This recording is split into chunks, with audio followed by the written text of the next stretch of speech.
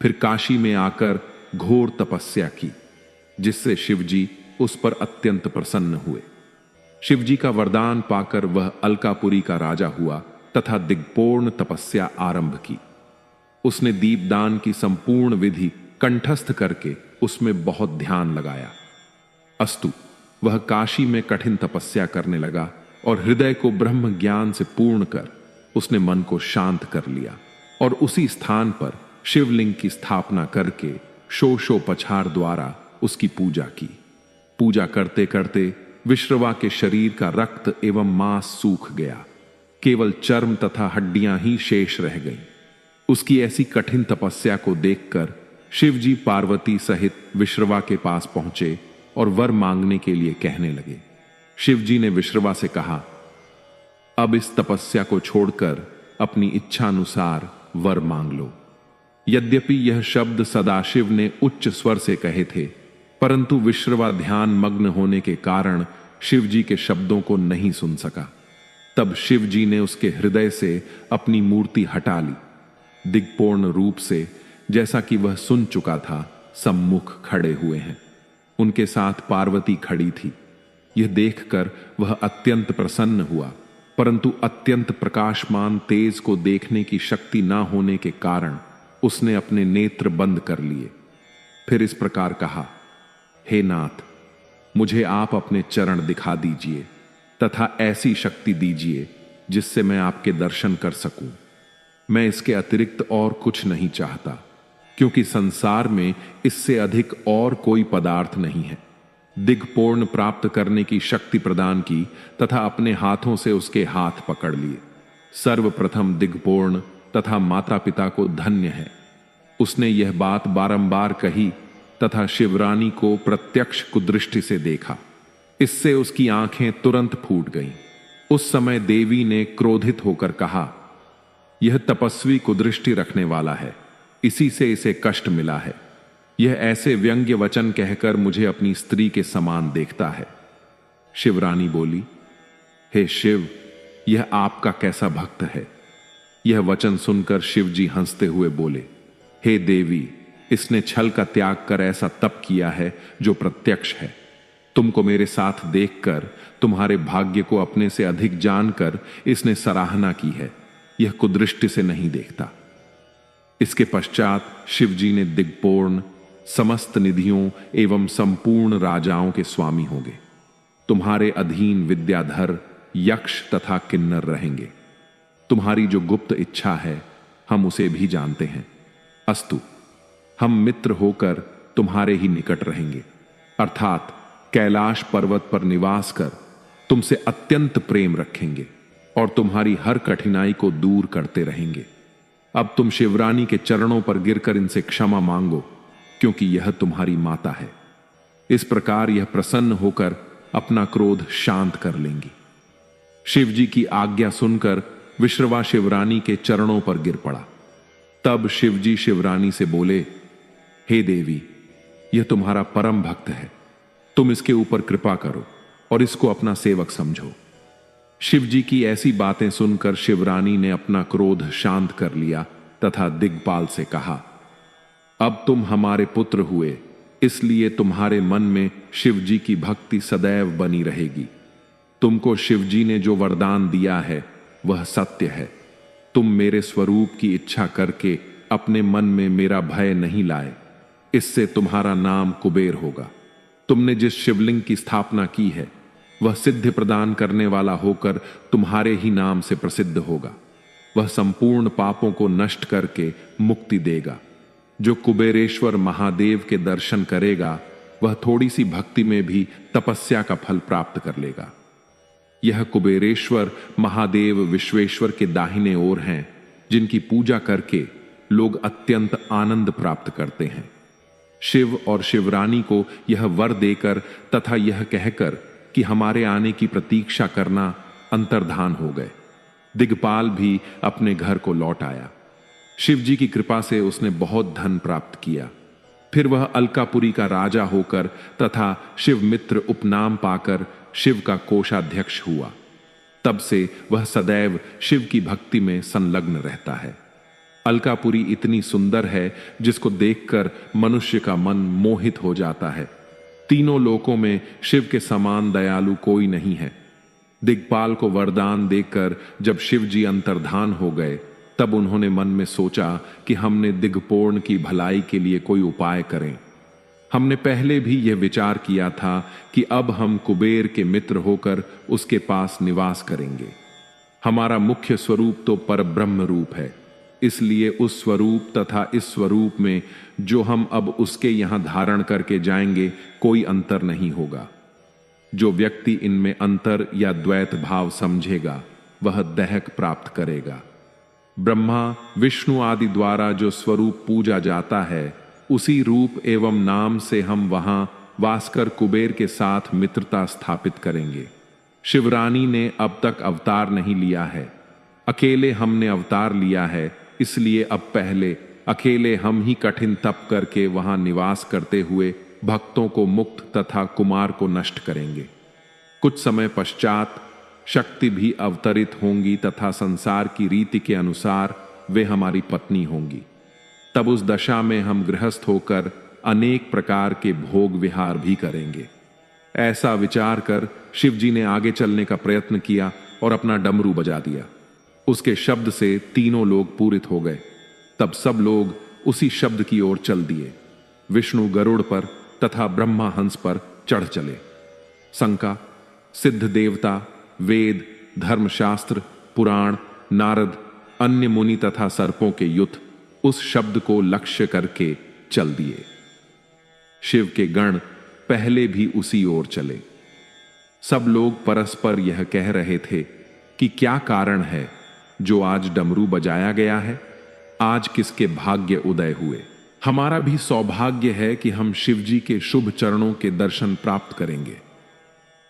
सब लोग इसी प्रकार की बातें करते हुए शिवजी के पास जा पहुंचे और उन्हें दंडवत प्रणाम करने के पश्चात हाथ जोड़कर स्तुति करने लगे। शिवजी ने अत्यंत प्रसन्न हो विष्णु का हाथ पकड़कर उन्हें अपनी बाईं ओर बैठा लिया तथा दाहिनी ओर ब्रह्मा को स्थान दिया। उन्होंने हाथ के संकेत से सूर्य का आदर किया तथा उन मुनियों को जो अमर हैं देखकर अत्यंत प्रसन्नता व्यक्त की। शिव गणेश करर स्वयं ही अपने अपने स्थान पर बैठ गए। इस प्रकार वहां बहुत से लोग एकत्र हो गए तथा उत्सव का आयोजन हुआ। फिर शिवजी ने कुबेर का मनोरथ पूरा करने के लिए कैलाश जाने का उद्योग किया। उस समय सब देवता तथा गण भी उनके साथ चलने की इच्छा से उठ खड़े हुए। उस समय चारों ओर से जय जयकार का शब्द होने लगा। तदुपरांत शिवजी अपने बैल पर सवार हो गए। उनके दाहिने तथा बाएं और ब्रह्मा तथा विष्णु हंस एवं गरुड़ पर चढ़कर साथ साथ चले। इंद्र ऐरावत हाथी पर चढ़े थे तथा समस्त देवता एवं मुनि अपने अपने वाहनों पर बैठकर चल रहे थे। सबके हृदय में शिव की मूर्ति स्थिर थी। प्रत्येक व्यक्ति अत्यंत हर्ष में भरकर अपने अपने वाहन पर चला जा रहा था। शिव जी बहुत धीरे धीरे चलते थे जिससे कि किसी को कष्ट ना हो। जिस जिस देश में शिव जी आते थे वहां उन्हें भेंट दी जाती थी। इसी प्रकार चलते चलते शिव जी अलकापुरी के निकट जा पहुंचे तथा निधिथा कुबेर की विनती मानकर वहीं वास करने लगे। अलकापुरी के अधिपति निधिथा कुबेर ने शिव जी की पूजा की। यही बात हर व्यक्ति के लिए उचित है कि जो कोई अपने घर आवे उसका सत्कार करे तथा वेद शस्त्र को जानकर अच्छे कर्मों से संसार में प्रसिद्धि प्राप्त करे। फिर शिव जी ने सिंहासन पर विराजमान हो तुरंत ही विश्वकर्मा को कैलाश पर्वत को अत्यंत सुंदर बनाने का आदेश दिया। उन्होंने आज्ञा दी कि प्रत्येक गण तथा सुर मुनि लोगों के लिए भी सुंदर मंदिरों की स्थापना की जाए। विश्वकर्मा शिवजी का यह आदेश सुनकर अत्यंत प्रसन्न हो कैलाश पर्वत पर मंदिरों को बनाने में प्रवृत्त हुए। उन्होंने एक बहुत सुंदर तथा विचित्र स्थल का निर्माण किया। बीच में एक मुख्य स्थान शिवजी के लिए निर्मित किया गया। इसके पश्चात उसने शिवजी से आकर प्रार्थना की कि मंदिर बनकर तैयार है, अब और जो कुछ आ होगा उसका पालन करो। यह सुनकर शिवजी अत्यंत प्रसन्न हुए। तब सबकी यह इच्छा हुई कि शिव जी कैलाश को चले तो अत्यंत उत्तम हो। अंतर्यामी शिव जी अपने भक्तों के मन की इच्छा समझ गए तथा अपने चरण कमलों से कैलाश पर्वत को सुशोभित किया। तब निधि कुबेर ने सबकी ओर से प्रार्थना की कि हे स्वामी, सबकी प्रबल आकांक्षा है कि आपका अभिषेक एवं पूजन किया जाए। हम आपको सिंहासन पर बिठाकर पूजा करें जिसमें हमारा मनोरथ सफल हो।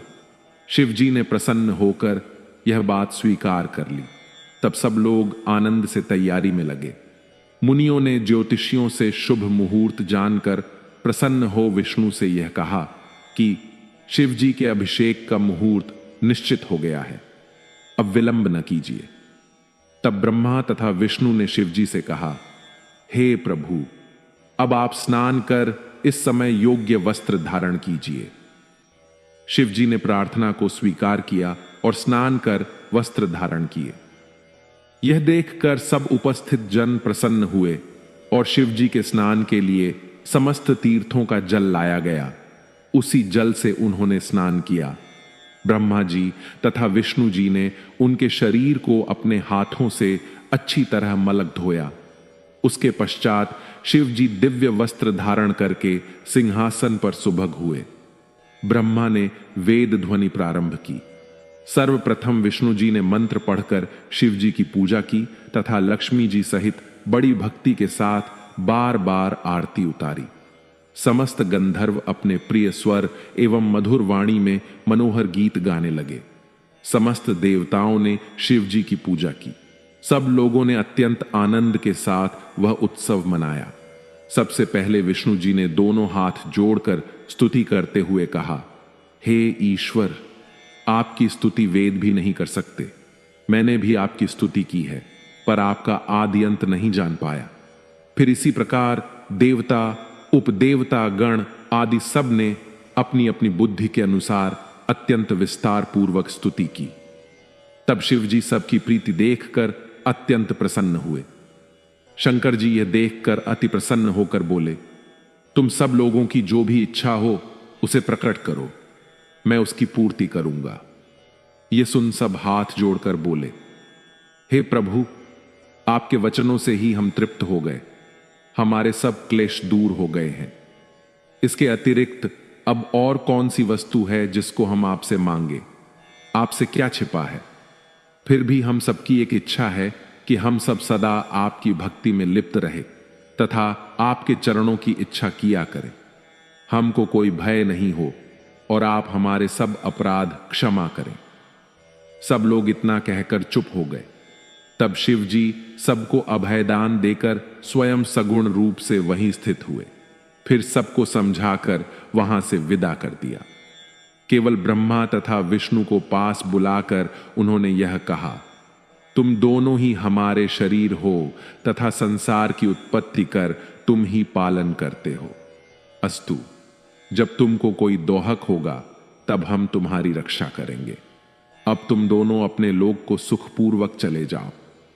यह सुनकर वे दोनों उनसे भक्ति मांग और विदा होकर चले आए।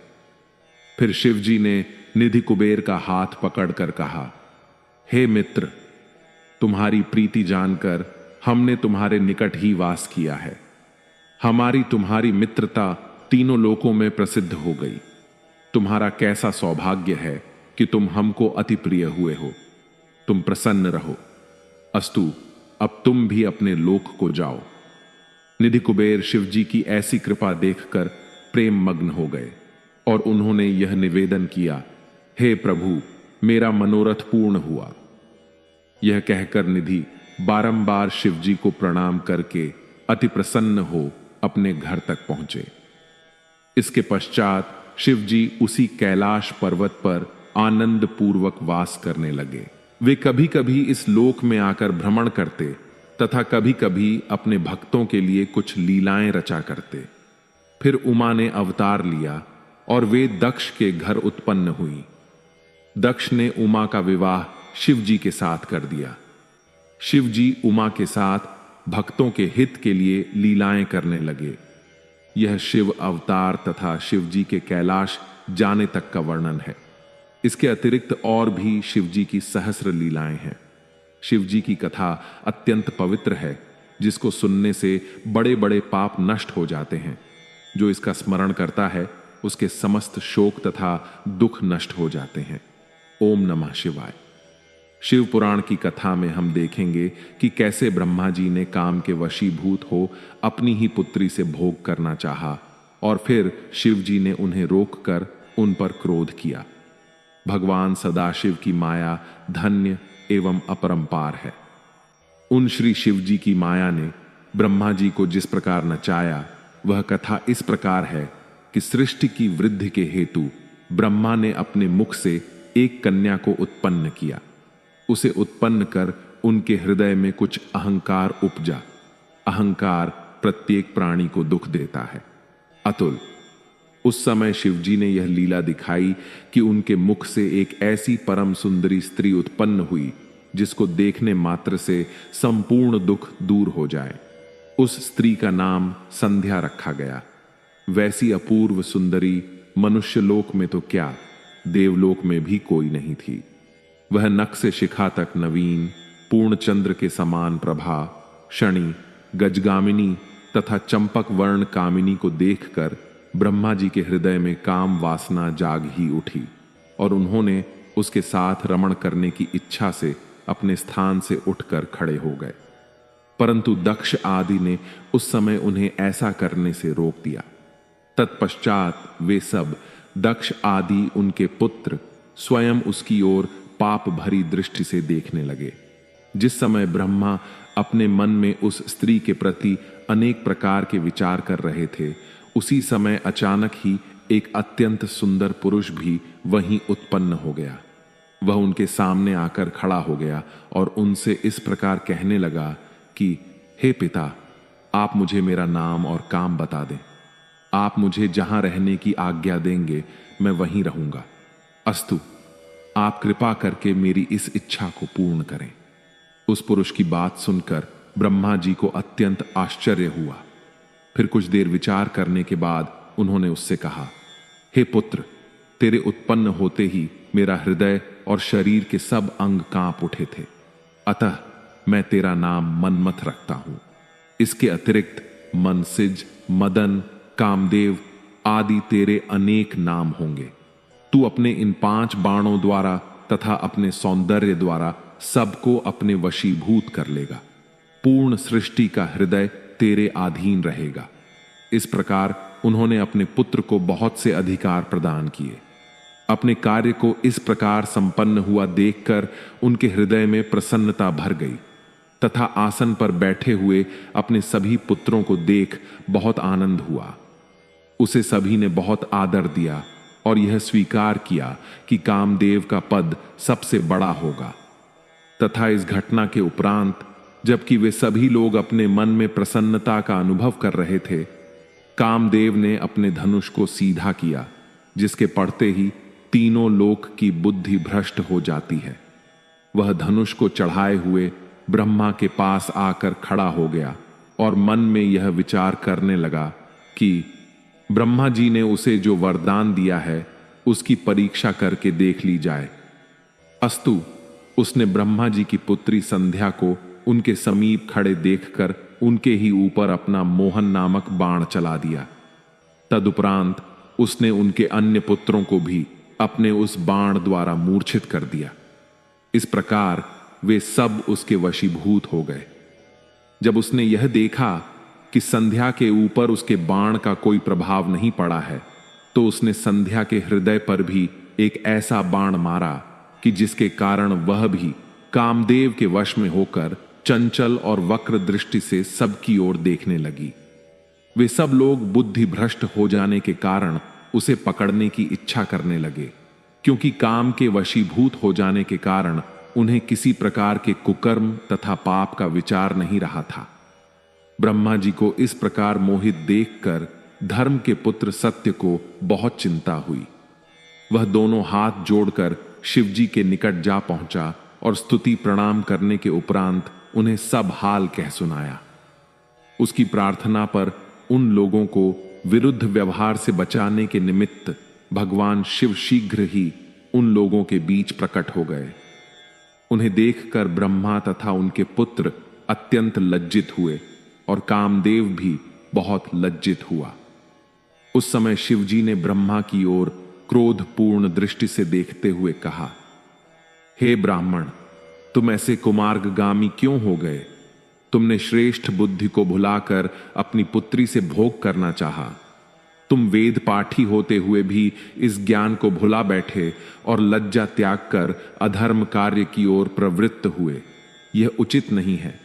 हमने संसार में बहुत से पापियों को देखा है, परंतु तीनों लोकों में ऐसा पाप करने वाला कोई नहीं देखा। इस प्रकार शिवजी ने ब्रह्मा की बहुत निंदा की।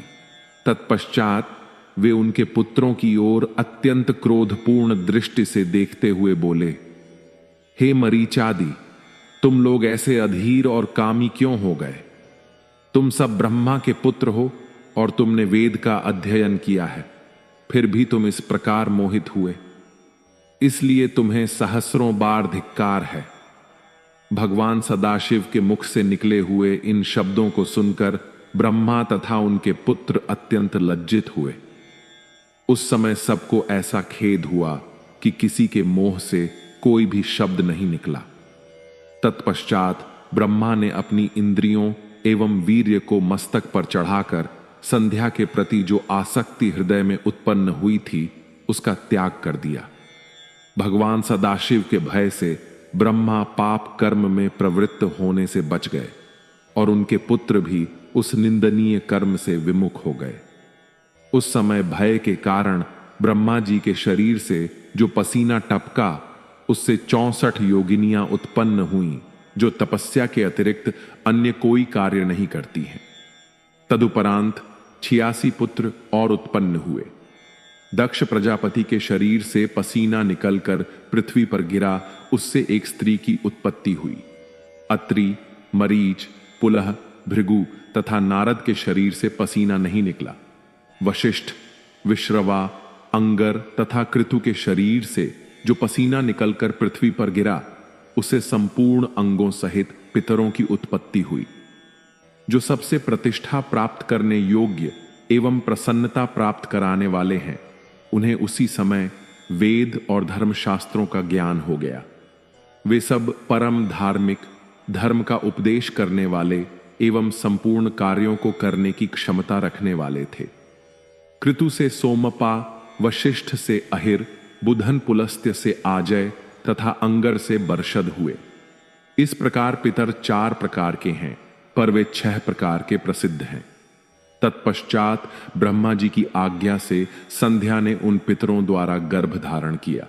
इस प्रकार ब्रह्मा के धर्म की रक्षा करके भगवान सदाशिव अंतर्धान हो गए।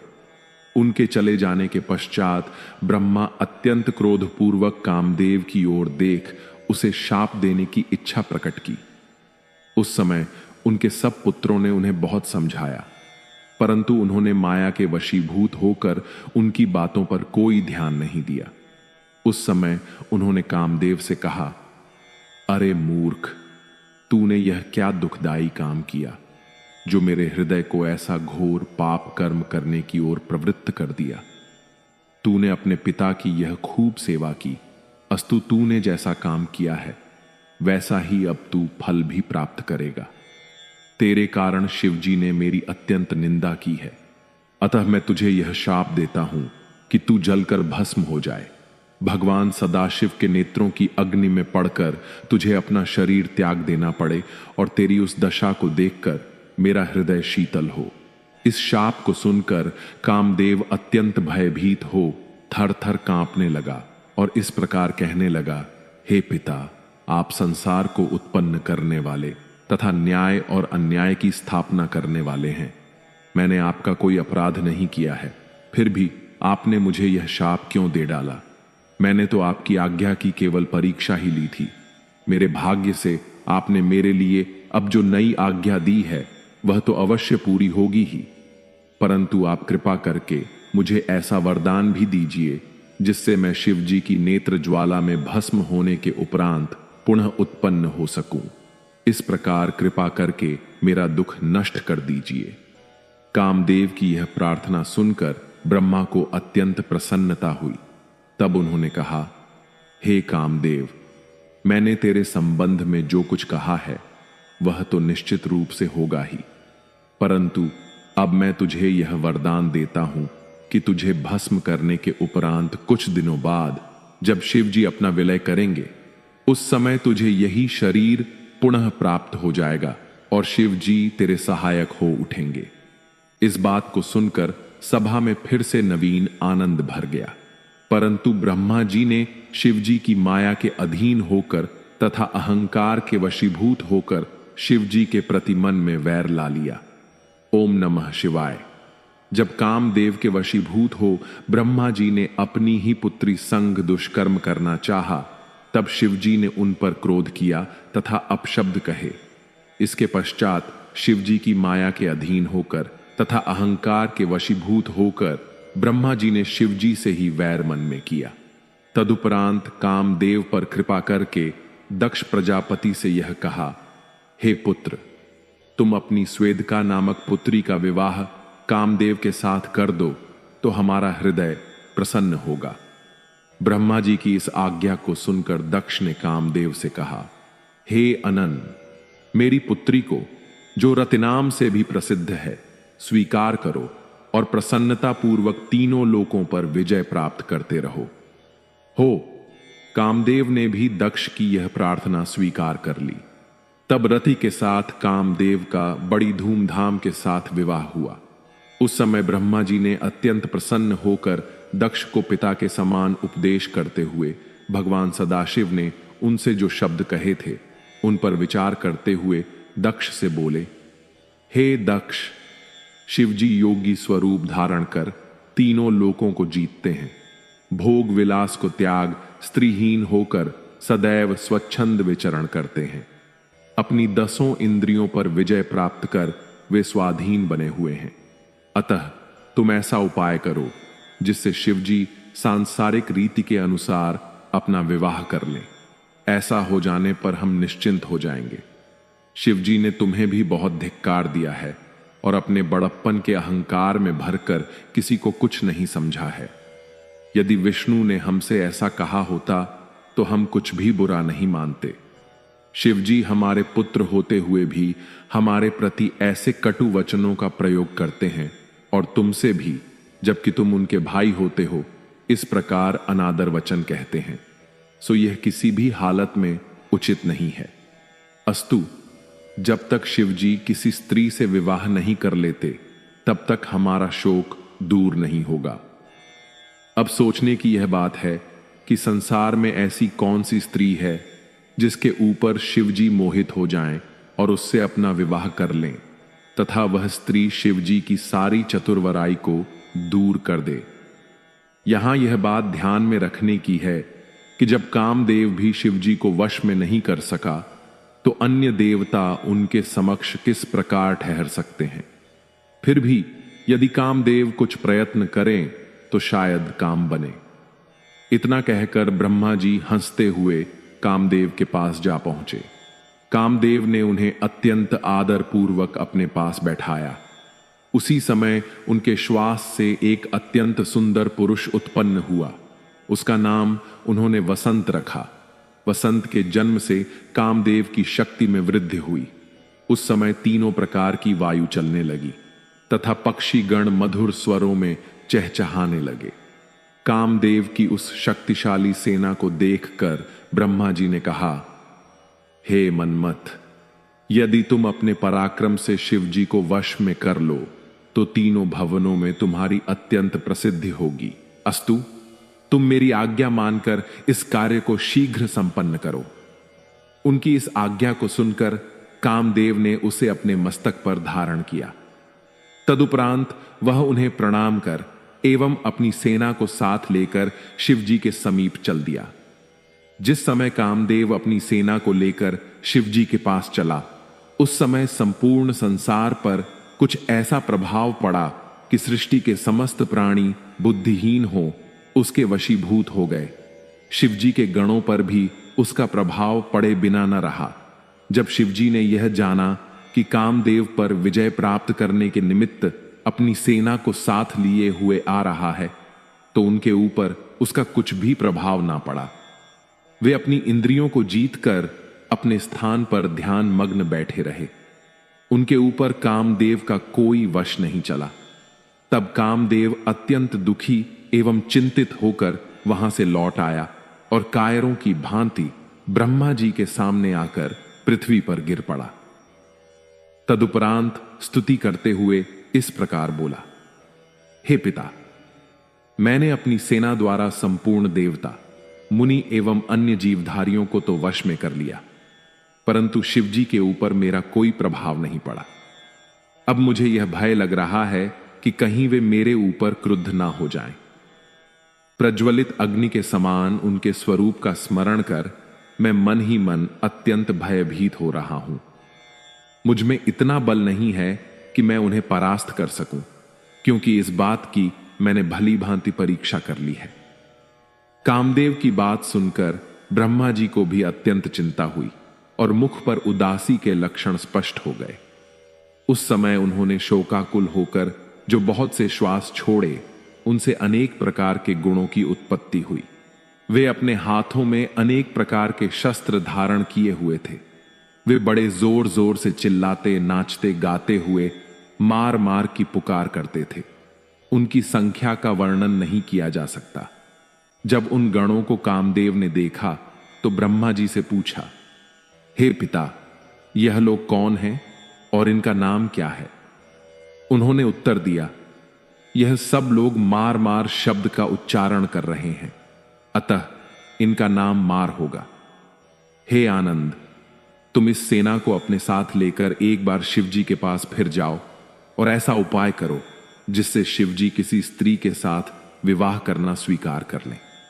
यह सुनकर कामदेव ने उत्तर दिया, हे पिता, पहले तो मेरा कुछ यश नहीं चला और अब भी कोई आशा नहीं है। फिर भी मैं एक बार पुनः आपकी आज्ञा से उनके पास जाता हूं, परंतु आप यह निश्चय रखें कि यदि शिवजी का ध्यान भटक भी गया तो मैं जीवित कदापि नहीं बूंगा।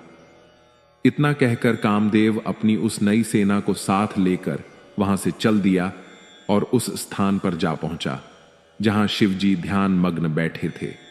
सर्वप्रथम उसने पृथ्वी पर मस्तक रखकर शिवजी को प्रणाम किया।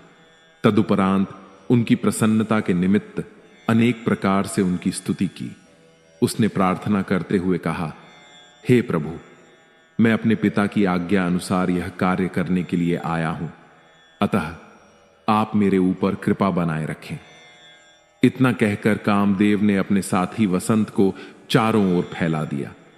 उस समय संसार के किसी भी प्राणी का धैर्य स्थिर न रह सका, परंतु इतने पर भी शिवजी का ध्यान विचलित न हुआ। कामदेव का उस समय भी यह बड़ा सौभाग्य रहा कि शिवजी ने उसे भस्म नहीं कर दिया। तत्पश्चात कामदेव लज्जित होकर पुनः ब्रह्मा जी के पास लौट आया और बोला, हे पिता, शिवजी पर मेरा इस बार भी कोई वश नहीं चला। यदि आप चाहते हैं कि शिवजी विवाह अवश्य करें तो किसी अन्य उपाय का आश्रय लीजिए। इतना कहकर कामदेव अपने घर को चला गया और यह समझ गया कि शिवजी पर उसका कोई प्रभाव ना पड़ेगा। उस समय ब्रह्मा जी को अत्यंत निराशा तथा चिंता हुई। इसके बाद उन्होंने विष्णु जी से सहायता मांगी।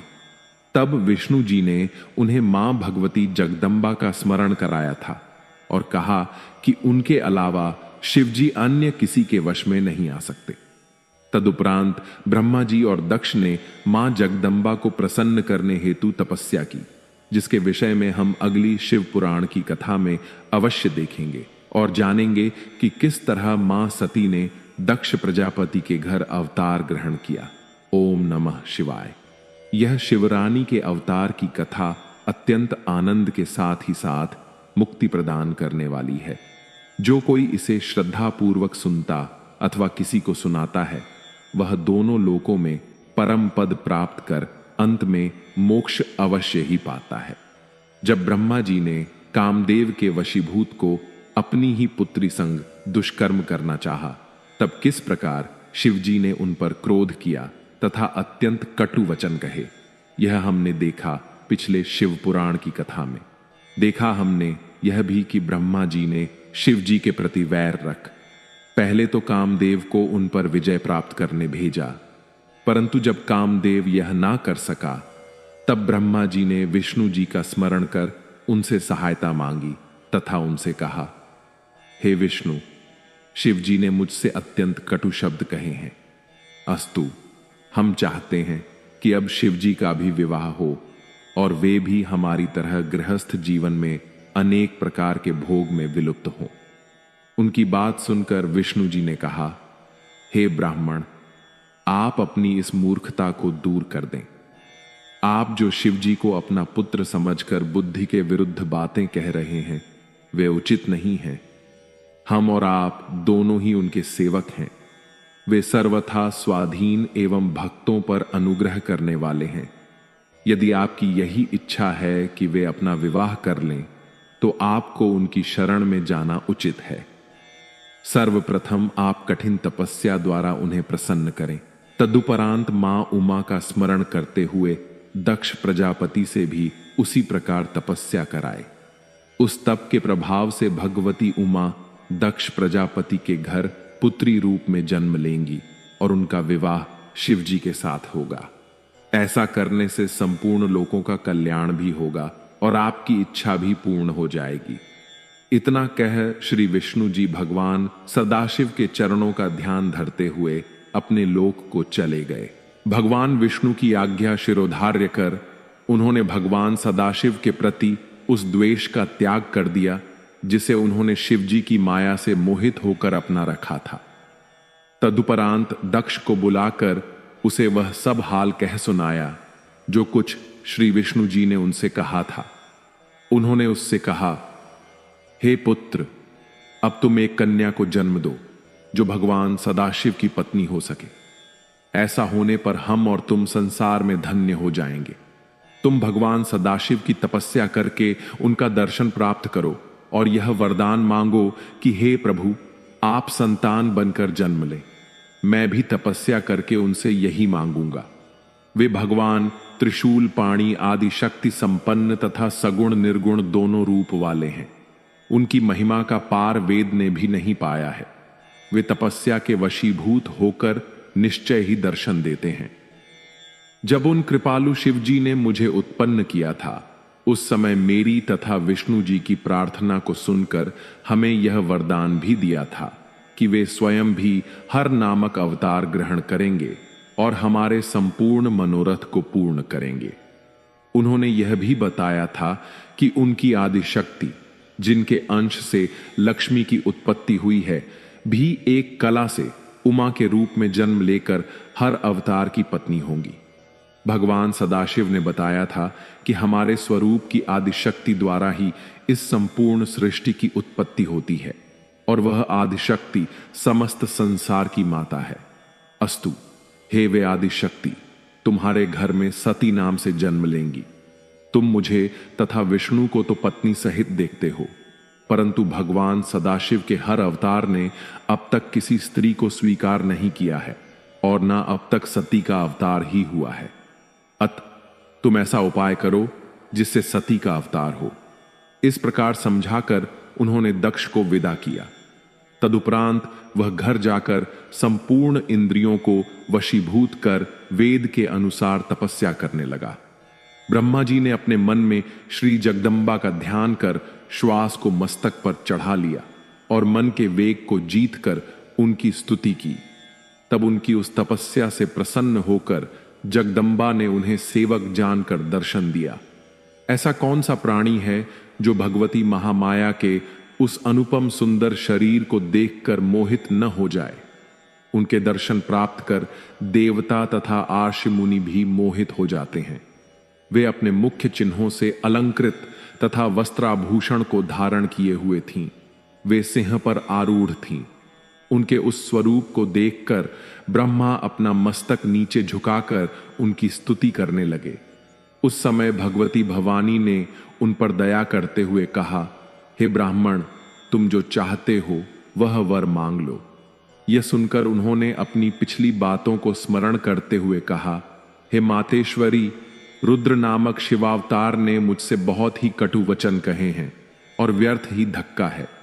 अस्तु, आप अवतार लेकर उन्हें वश में कर लें, जिससे वे भी हमारे ही समान गृहस्थ हो जाएं। कृपा कर आप यही वरदान दक्ष प्रजापति को भी दीजिए, क्योंकि इसी अभिलाषा को लिए वह भी आपकी आराधना कर रहा है। तीनों लोकों में आपके अतिरिक्त कोई ऐसा नहीं जो शिवजी को मोहित कर सके। उनकी बात सुनकर भगवती भवानी ने कहा, हे ब्राह्मण, तुम धोखा देकर मुझसे यह क्या मांग रहे हो? इससे तुम्हें क्या लाभ होगा? इस समय तुमने मेरे सामने यह संकट भी उपस्थित कर दिया कि मैं तुम्हें वरदान न दूं तो वेद का मार्ग नष्ट हो जाएगा। इतना कहकर उन भगवती ने योग धारण द्वारा उन पर ब्रह्म परमेश्वर का ध्यान किया, जो अपने भक्तों को प्रसन्नता प्रदान करते हैं और सबके अंतःकरण का हाल जानते हैं।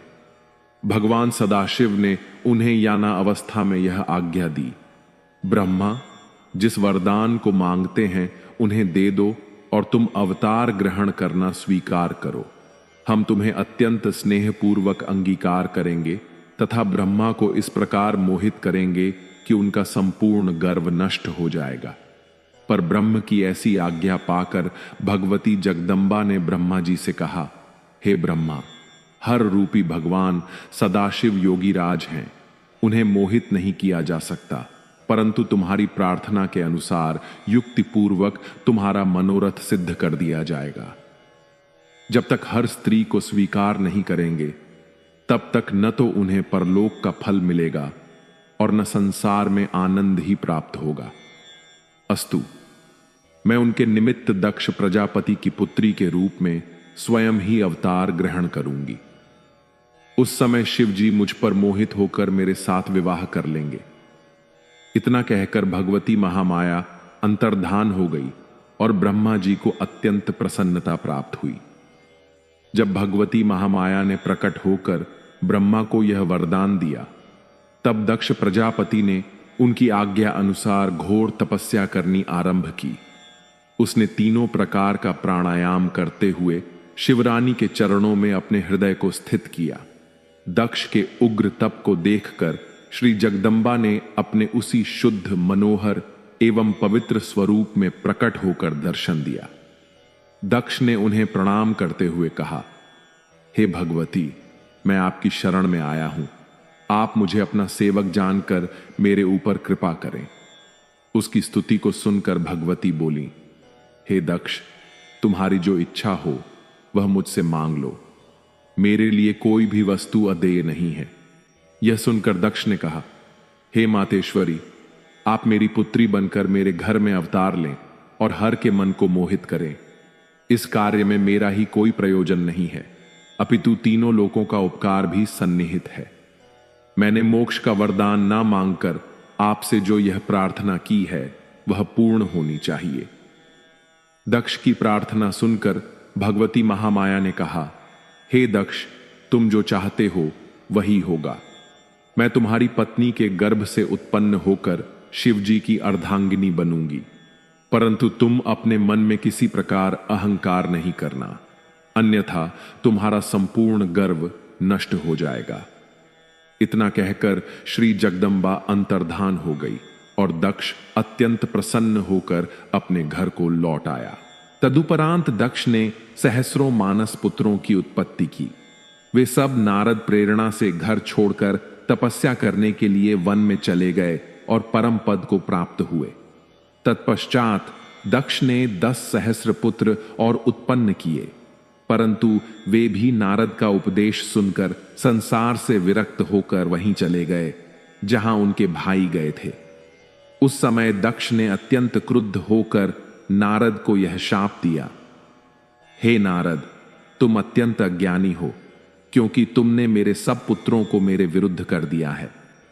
अब मैं तुम्हारे कर्म के अनुसार तुम्हें यह शाप देता हूं कि तुम किसी एक स्थान पर न ठहर कर सदैव भ्रमण किया करो। इसके बाद उसने अपने मन में यह निश्चय किया कि अब कुछ मैथु सृष्टि उत्पन्न करनी चाहिए। यह विचार करके दक्ष ने वीर प्रजापति की पुत्री वीणी के साथ विवाह किया। विवाह के उपरांत दक्ष ने अपने हृदय में भगवती जगदम्बा का ध्यान किया। उस समय श्री जगदम्बा जी ने भी अपने मन में यह विचार किया कि अब मुझे दक्ष के घर जन्म लेकर उसका मनोरथ पूर्ण करना चाहिए। यह निश्चय कर वे दक्ष के हृदय में प्रवेश कर गए। उस समय दक्ष प्रजापति को अत्यंत प्रसन्नता हुई और भगवती के तेज से उनका शरीर प्रदीप्त हो उठा। तदुपरांत शुभ अवसर पाकर दक्ष ने उस तेज को अपनी पत्नी में स्थिर कर दिया। जब दक्ष की पत्नी गर्भवती हुई उस समय बहुत धूमधाम से उत्सव मनाया गया। दक्ष ने रीति के अनुसार पूजा की। ब्रह्मा तथा विष्णु ने भी उस उत्सव में सम्मिलित होकर दक्ष की पत्नी की सेवा एवं स्तुति करने के पश्चात दक्ष की प्रशंसा की। 9 महीने बीतने के पश्चात जब 10वां महीना आरंभ हुआ तब चारों ओर अपने आप आनंद के दृश्य प्रकट हुए। सभी मन में हर्षित थे। आकाश में बाजे बजने लगे। ऐसे परम समय में श्री महारानी जगदम्बा अवतरित हुई। तीनों लोकों में प्रसन्नता भर गई। उस समय कोई मनुष्य दुखी दिखाई नहीं देता था। तब ब्रह्मा, विष्णु तथा समस्त आर्षि मुनि एकत्र होकर दक्ष प्रजापति के घर गए। अत्यंत प्रसन्नता के साथ बाजे बजने लगे। सब लोग देवी की स्तुति करके कहने लगे, हे शिवरानी, तुम संपूर्ण संसार की राजरानी हो। तुम्हारी महिमा अपरंपार है, जिसका पार वेद भी नहीं पा सके। तुम सबकी माता तथा सबको प्रसन्नता प्राप्त कराने वाली हो। इस प्रकार वे सब विनय करके अपने अपने स्थान को चले गए। जब दक्ष की पत्नी ने अपनी पुत्री का मुख देखा तो उसको हृदय के ज्ञान से आभास हुआ कि यह आदिशक्ति है तथा इसने हमारे यहां अवतार लिया है। माता उस कन्या का अद्वितीय सौंदर्य देखकर पहचान गई। तब उस देवी ने अपनी माता को अष्टभुजा महाते, जस्वी, मेघ सदृश्य श्याम वर्ण, नख लगते हुए अंग, अत्यंत सुडोल, परम सुंदरी, सब प्रकार के आभूषणों तथा वस्त्रों से शोभित तथा कानों में कुंडल, हाथों में कंकण, कंठ में हार, माथे पर बिंदी से सज्जित शशि मुख का दर्शन दिया। देवी स्वरूपा अपनी पुत्री का ऐसा रूप देखकर माता करबद्ध होकर उसकी स्तुति करने लगी और कहने लगी, मैं जानती हूं कि तुम आदिशक्ति तथा सृष्टि की माता हो। तुमने हमारे ऊपर कृपा करके हमारे घर में अवतार लिया है। अस्तु, तुम हम पर अनुग्रह करो और मेरे मन में अपने स्वरूप को स्थिर करो।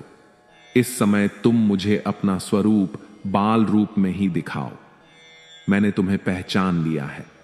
मैं जानती हूं कि तुमने अपनी प्रतिज्ञा का पालन किया है। वैसे मैं तुमको क्या पहचान सकती हूं, क्योंकि अंत में वेद भी तुम्हारी स्तुति करके हार मानकर चुप हो जाते हैं। उसी समय दक्ष प्रजापति ने आकर बड़े प्रेम से स्तुति की और कहा, तुमने अपने वचन का पालन कर मेरे घर में अवतार लिया है। मैं तथा मेरे भाई वेद सब जीवन मुक्त हो गए। तुम्हारी महिमा अपरंपार है। तुम केवल पूजा और तप के वश में हो, जैसा कि राजा सूरत का तप साक्षी है। वह अपने तप से ही परम पद प्राप्त कर सका था। तुम्हारा शुंभ और निशुंभ ने भी क्रोध एवं वैमनस्य से मन लगाया, तो भी वे ध्यान करने से परम ति को प्राप्त हुए। इसी प्रकार दक्ष ने महामाया की अत्यंत स्तुति करके अंत में यह प्रार्थना की कि अपना यह मनमोहक रूप हमारे हृदय में बसाकर अब जो रूप समय के योग्य हो उसे आप धारण कीजिए, जिससे प्रसन्नता प्रकट हो। इस प्रकार दक्ष तथा उसकी पत्नी अर्थात अपने माता पिता की बातें सुनकर श्री देवी जी बोली, हे दक्ष तथा हे दक्ष पत्नी, तुम दोनों ही ने हमारी बड़ी उपासना की है। हमने भी वरदान के अनुसार तुम्हारे घर अवतार लिया है। अब तुमको यही उचित है कि तुम जिस प्रकार मुझे शक्ति समझते हो उसी प्रकार का विश्वास रखते हुए कभी गर्व न करना। देवी जी इतना कहकर कन्या का रूप धारण कर संसार की रीति के अनुसार रोने लगी। तब यह रुदन सुनकर कुल की असंख्य नारियां समस्त बाइयां एकत्र हो गईं। उन सब ने पुत्री को देखकर प्रसन्नता प्रकट की। चारों ओर से जय जय नाथ गूंज रहा था। दक्ष तथा उसकी पत्नी ने वेद एवं कुल के नियमानुसार सब रीति की तथा बहुत सा धन दान स्वरूप बांटा। उस समय ब्रह्मा जी तथा विष्णु जी देवताओं और मुनियों को साथ लेकर वहां जा उपस्थित हुए। दक्ष के निवेदन के अनुसार हमने उस कन्या का नाम सती रखा। इसके पश्चात सब लोग अपने अपने घर को चले गए। दक्ष अपनी पत्नी सहित सती के प्रेम में निमग्न होकर सब कुछ भूल गए।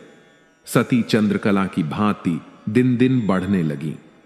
वे प्रतिदिन शिव पत्नी का पाठ करती तथा सदाशिव का ध्यान करती। वे पार्थिव पूजन करती तथा माता पिता की प्रसन्नता की ओर अधिक ध्यान देती।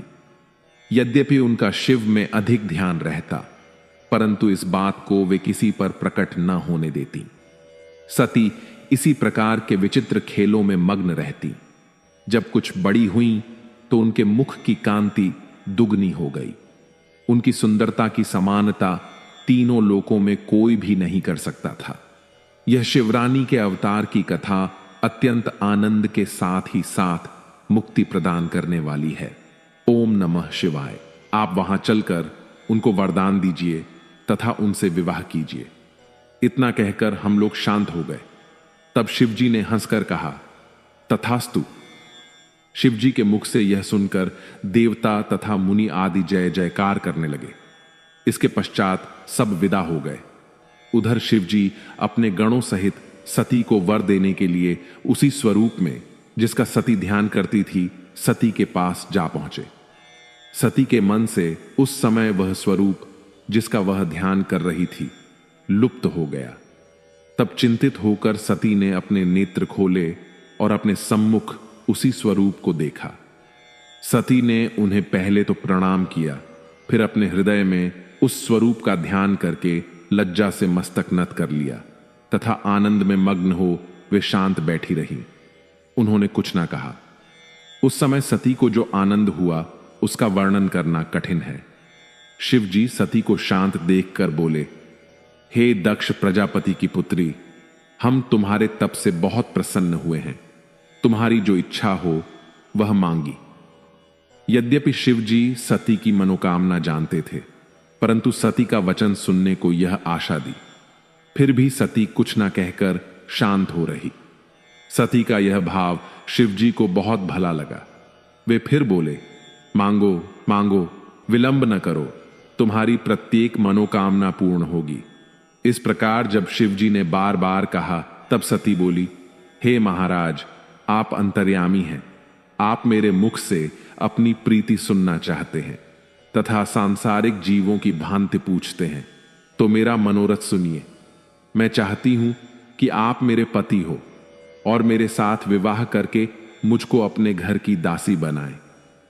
शिवजी ने सती के ऐसे वचन सुन प्रसन्न होकर तथास्तु कहा तथा अंतर्धान हो गए। शिवजी से ऐसा वरदान प्राप्त कर सती अत्यंत प्रसन्न होकर अपने घर पहुंची। सती की सखियों ने उनके माता पिता को सती का संपूर्ण वृत्तांत बताया। उसे सुनकर उनके माता पिता अत्यंत प्रसन्न हुए।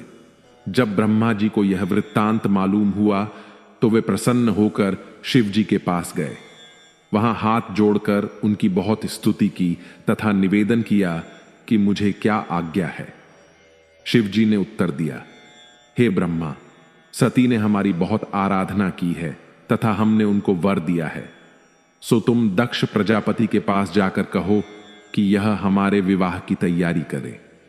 यह कहकर शिवजी ने उन्हें विदा किया। ओम नमः शिवाय। जो मनुष्य शिव तथा सती के विवाह की इस पवित्र कथा का पाठ करता है वह संसार में इच्छित आनंद को प्राप्त कर अंत में मुक्ति पाता है। हमने देखा कि कैसे सती जी ने अत्यंत कठिन तप कर शिव जी को प्रसन्न कर उनसे उन्हीं को पाने का वरदान लिया। अब हम देखेंगे कि इसके बाद शिव जी और मां सती का विवाह किस तरह हुआ। शिव जी से वरदान प्राप्त कर सती अत्यंत प्रसन्न होकर अपने घर पहुंची। सती की सखियों ने उनके माता पिता को सती का संपूर्ण वृत्तांत बताया। उसे सुनकर उनके माता पिता भी अत्यंत प्रसन्न हुए। जब ब्रह्मा जी को यह वृत्तांत मालूम हुआ तो वे प्रसन्न होकर शिव जी के पास गए। वहां हाथ जोड़कर उनकी बहुत स्तुति की तथा निवेदन किया कि मुझे क्या आज्ञा है। शिव जी ने उत्तर दिया, हे ब्रह्मा, सती ने हमारी बहुत आराधना की है तथा हमने उनको वर दिया है, सो तुम दक्ष प्रजापति के पास जाकर कहो कि यह हमारे विवाह की तैयारी करें। यह कहकर शिव जी ने उन्हें विदा किया। ब्रह्मा जी उनकी आज्ञा पाकर दक्ष के पास पहुंचे तथा शिव जी की आज्ञा उन्हें कह सुनाई। यह सुनकर दक्ष शुभ लग्न का विचार कर विवाह की सामग्री एकत्र करने लगे। उन्होंने रत्नों सहित शिव जी के पास लग्न भेजा और यह समाचार सबको कहला भेजा। यह देखकर गण अत्यंत प्रसन्न होकर इधर उधर दौड़ने लगे। दोनों ही ओर से पूरी तैयारी हुई। तदुपरांत शिव जी बारात सजाकर दक्ष प्रजापति के नगर की ओर चले। बारात जब दक्ष प्रजापति के नगर के निकट पहुंची, तब शिव जी ने सप्त ऋषियों को दक्ष के पास भेजा। दक्ष प्रजापति बारात को नगर के निकट आता जानकर अगवानी के लिए चले। सबसे भेंट कर हाथ जोड़कर बारात को अपने मंदिर ले चले। उस समय ब्रह्मा, विष्णु, अष्टपद, बहो, सूर्य, सिद्ध, भूत, प्रेत, गंधर्व, किन्नर, विद्याधर, देवता, मुनि तथा अप्सराएं शिव जी सहित दक्ष के द्वार पर जा पहुंची। चारों ओर से जय जयकार होने लगी। वेद एवं कुल की रीति के अनुसार सब कार्य हुए। गायन होने लगा। दक्ष प्रजापति ने ब्राह्मणों को बहुत सा दान देकर बारात के ठहरने के लिए अति उत्तम स्थान की व्यवस्था की, जहां सब बारात ठहरी। फिर दक्ष ने ब्रह्मा जी को बुलाकर कहा, विवाह वेद के अनुसार कराओ, जिससे मेरी पुत्री सुखी तथा पति की प्यारी हो और उसके अनेक संतानें हो। इसके पश्चात बारातियों को अनेक प्रकार के उत्तम भोजन खिलाए। उस समय वहां सभी प्रसन्न दिखाई देते थे। भोजन आदि से निवृत्त होकर लग्न ठहराकर शिवजी के आगमन के लिए सूचना भेजी। शिवजी तुरंत आए। तब दक्ष प्रजापति शिवजी को अंदर ले गए।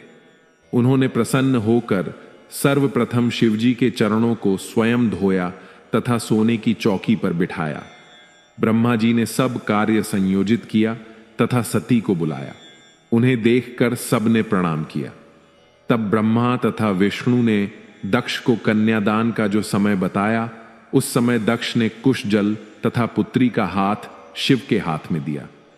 लोक में यही सर्वप्रथम कन्यादान हुआ तथा तब से विवाह की यही रीति संसार में फैल गई। जिस समय शिवजी ने सती का हाथ अपने हाथ में लिया, उस समय मुनि प्रसन्न होकर शिव तथा सती का जय घोष करने लगे तथा पुष्प वृष्टि हुई। अनेक प्रकार के बाजे बजने लगे। दक्ष प्रजापति ने दहेज स्वरूप बहुत सी उत्तम वस्तुएं, अमूल्य रत्न आदि दिए। अन्य रीति विधियों के पूर्ण होने के पश्चात ब्रह्मा जी ने हवन का आयोजन किया। दोनों की गांठें बांधकर मंडप में फेरे चलते समय सती का चरण कपड़े से बाहर निकल गया। जब ब्रह्मा जी की कामुक दृष्टि उस पर पड़ी तो वे मोहित और मुग्ध होकर बुद्धिहीन हो गए। ऐसी दशा में उनके मन में हृदय में सती का अनुपम रूप देखने की अभिलाषा जागृत हुई। उन्होंने उस समय यह उपाय किया कि एक भीगी लकड़ी आग में डाल दी, जिससे बड़ा धुआं उठा। शिवजी के नेत्रों में वह धुआं लगने से ऐसे आंसू बहने लगे कि शिवजी उन्हें दोनों हाथों से पोंछने लगे। ऐसे सो अवसर से लाभ उठाकर ब्रह्मा जी ने सती के मुख से घूंघट उठाकर उनका सुंदर रूप देखा तथा कामदेव के प्रचंड वेग से दुखित हो सब धर्म कर्म को भूल गए। उस समय उनका वीर्य धरती पर गिर पड़ा। उन्होंने उसे इस प्रकार से छिपाया कि किसी पर यह बात प्रकट ना हो सकी, परंतु शिवजी ने अपनी दिव्य दृष्टि द्वारा इस भेद को जान लिया। तब वे ब्रह्मा जी पर अत्यंत क्रोधित होकर गर्जना करते हुए बोले, हे ब्रह्मा, तुमने यह निंदनीय कर्म क्यों किया? तुम बड़े कामी हो। यह कहकर शिवजी ने बड़े क्रोध से त्रिशूल हाथ में ले लिया। शिवजी का यह स्वरूप देखकर ब्रह्मा थरथर कांपने लगे तथा उन्हें बड़ा आश्चर्य हुआ। यह दशा देखकर सब लोग शिवजी द्वारा ब्रह्मा जी की मृत्यु का निश्चय कर शिव की स्तुति करने लगे, परंतु शिवजी का क्रोध कम न हुआ। दक्ष प्रजापति भी हाथ उठाकर शिव शिव कहने लगे तथा ब्रह्मा जी के मारने की मनाही करते हुए शिव जी से बोले, हे प्रभु, आप इस समय रंग में भंग ना करें। शिव जी ने कहा, हे दक्ष, तुम अब मुझसे कुछ ना कहो। मैं ब्रह्मा को किसी प्रकार क्षमा नहीं कर सकता। इसने वेद के पथ को भुलाकर सती को पाप दृष्टि से देखा है। शिव जी के ऐसे क्रोधपूर्ण वचन सुनकर उनकी सभा में कांप उठी। तब विष्णु ने शिव जी की बहुत स्तुति करते हुए कहा, हे प्रभु, आप अप्रमेय हैं। आपका आदि अंत कोई भी नहीं जानता। मैं तथा ब्रह्मा आपसे ही उत्पन्न हैं। आप अपने क्रोध को शांत कर तथा मुझे अपना सेवक समझ मेरी प्रार्थना स्वीकार करें, अर्थात ब्रह्मा को क्षमा दान दें। आप ही ने ब्रह्मा को सृष्टि की रचना करने के लिए उत्पन्न किया है। ब्रह्मा के सिवाय सृष्टि की ओर कौन रचना करेगा? यह स्पष्ट है कि बिना सृष्टि के सब लीला व्यर्थ है। फिर आप ही ने तो ब्रह्मा जी को उत्पन्न किया, इसलिए आप उनका वध न कीजिए। यह सुनकर शिव जी ने फिर बड़े क्रोध से कहा, नहीं नहीं हो सकता। हम ब्रह्मा का अवश्य वध करेंगे। हम स्वयं सृष्टि की रचना करेंगे अथवा दूसरा ब्रह्मा उत्पन्न कर सब लोकों में इस बात को प्रकट कर देंगे। हमको अब मत रोको।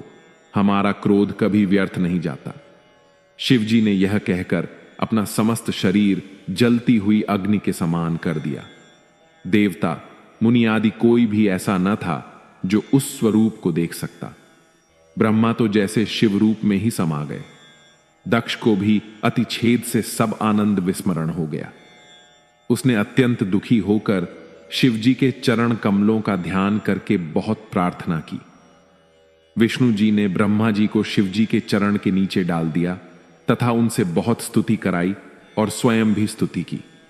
वे बोले, मैं और ब्रह्मा दोनों आपके सेवक हैं।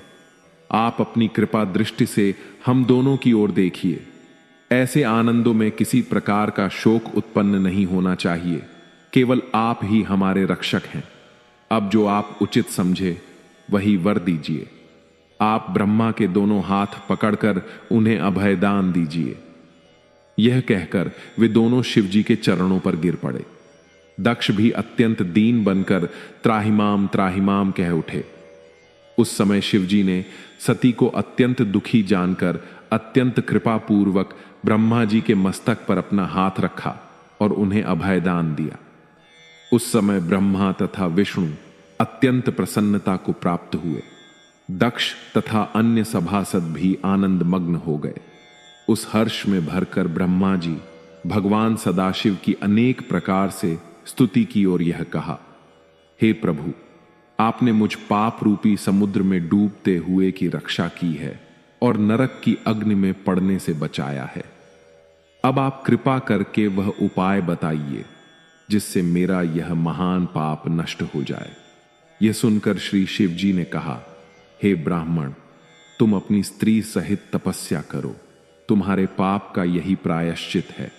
जब तुम तपस्या द्वारा निष्पाप हो जाओगे, उस समय तुम्हारा नाम रुद्रशिरा होगा और तभी तुम अपने संपूर्ण मनोरथ को प्राप्त होंगे। तुमने देवताओं के अधिपति होते हुए भी जो मनुष्य के समान निकृष्ट कर्म किया है, उसके कारण तुम्हें मनुष्य योनि में जन्म लेकर लज्जा उठानी पड़ेगी। इस उपाय से तुम्हारा पाप नष्ट हो जाएगा। भगवान सदाशिव के मुख से निकले हुए इन वचनों को सुनकर ब्रह्मा जी तथा दक्ष को अत्यंत प्रसन्नता प्राप्त हुई। जब भगवान सदाशिव ब्रह्मा पर प्रसन्न हुए और उन्होंने वीर्य को पृथ्वी पर चमकता हुआ पड़ा देखा तो कहा, हे ब्राह्मण, यह वीर्य अत्यंत तेजस्वी दिखाई देता है, अतः इसे नष्ट नहीं करना चाहिए। जिस समय तुम्हारा वीर्य पृथ्वी पर गिरा था, उसी समय मेरे नेत्रों से कुछ आंसू भी गिरे थे। अस्तु, उन दोनों के सम्मिलन से 4 मेघों की उत्पत्ति हो। शिव जी के इतना कहते ही 4 मेघ उत्पन्न होकर आकाश में छा गए और गरजते हुए पानी बरसाने लगे। परंतु उस समय शिव जी के भय के कारण वह वर्षा धीमी फुहारों के रूप में हो रही थी। उस वर्षा को देखकर शिव जी तथा अन्य सभी सभासद अत्यंत प्रसन्न हुए और सर्वत्र आनंद भर गया। तदुपरांत शिव जी की आज्ञा अनुसार विवाह की अन्य रीति पूरी कराई गई।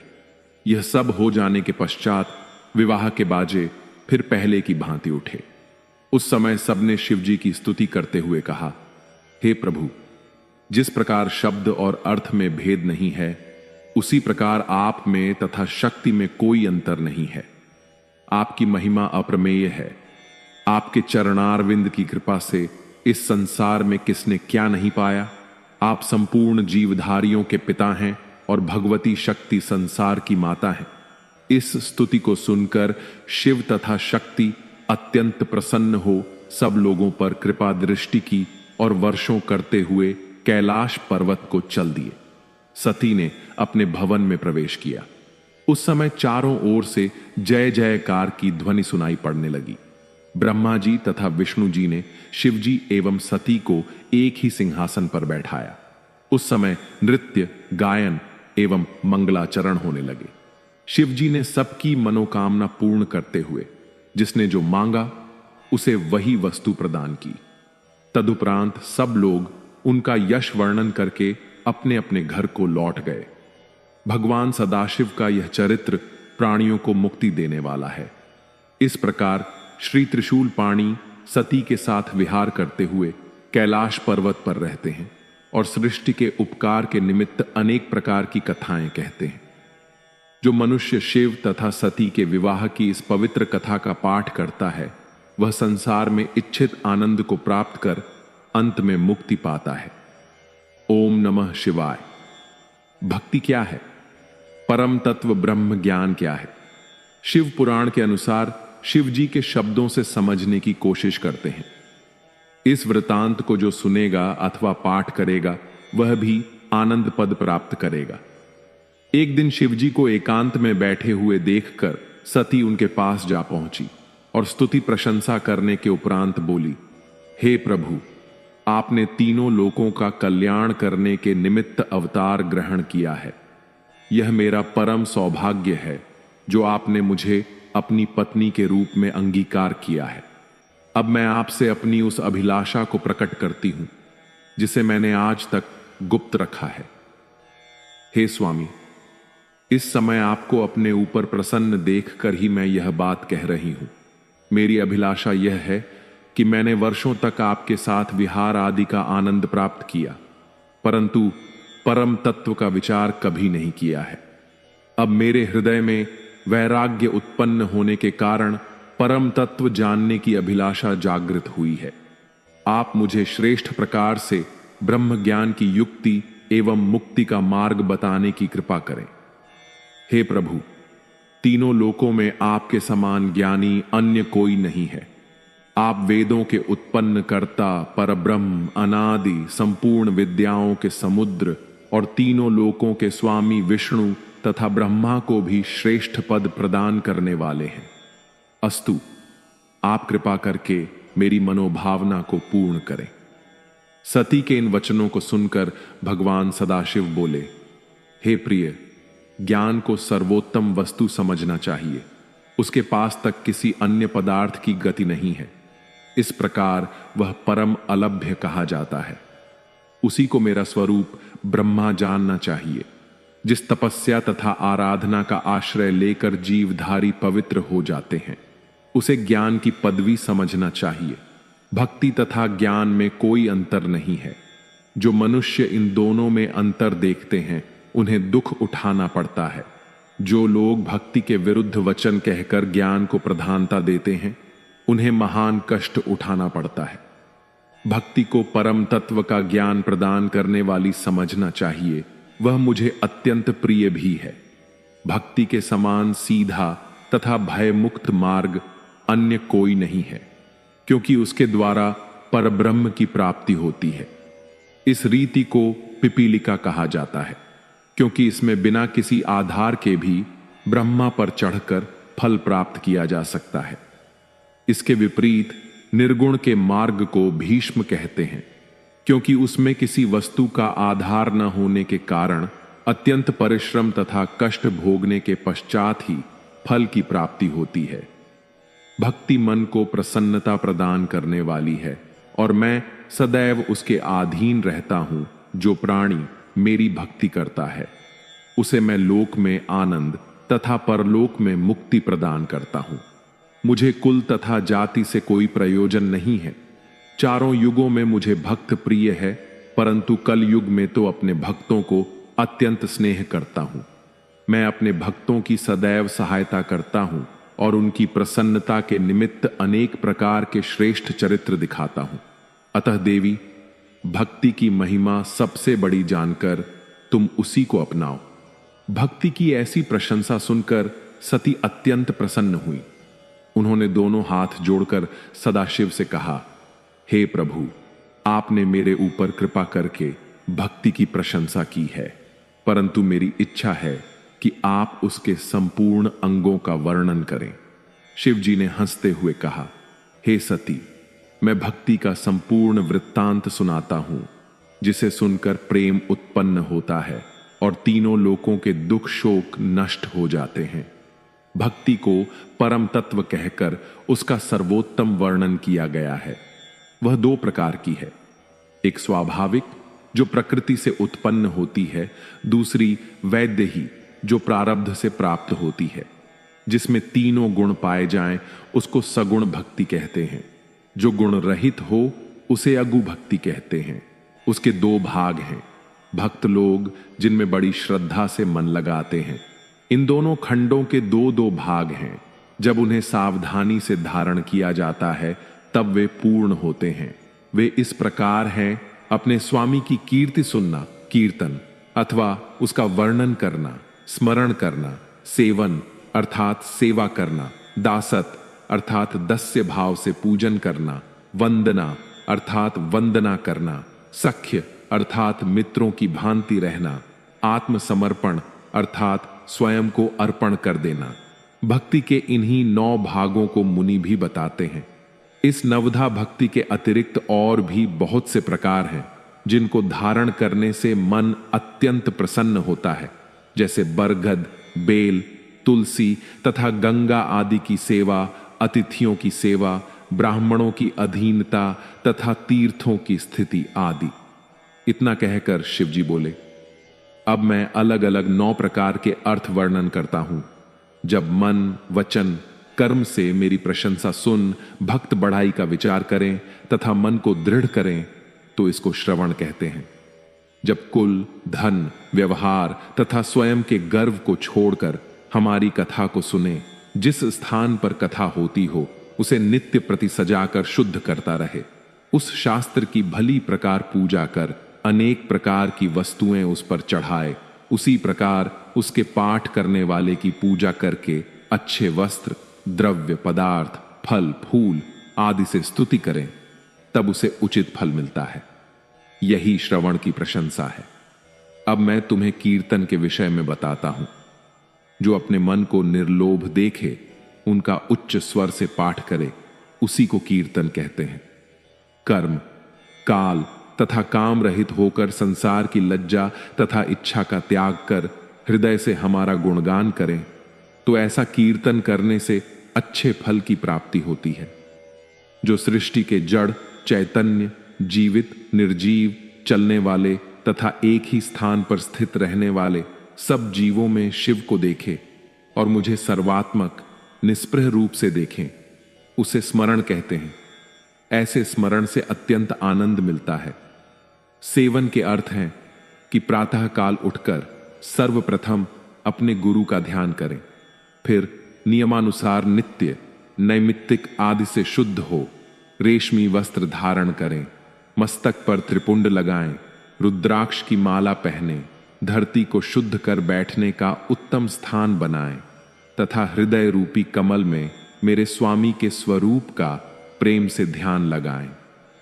पूजन की सामग्री तैयार होने के पश्चात उससे क्रम पूर्वक षोडश उपचार से पूजा करें।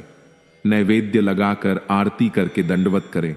अच्छे सुगंधित पुष्प बिछाकर उनके ऊपर अपने स्वामी को सुलाएं तथा सदैव मेरे गुणों का गान कर जीवन व्यतीत करें। संध्या समय फिर मुझे अपने स्वामी को जगाएं और संध्या आदि से मेरी आरती करें। नाम एवं स्तुति वर्णन कर कुछ रात व्यतीत हो जाने पर गाने बजाने का सामान एकत्र करें, आनंद पूर्वक बाजे बजवाकर भोग लगाएं, पुनः आरती करें।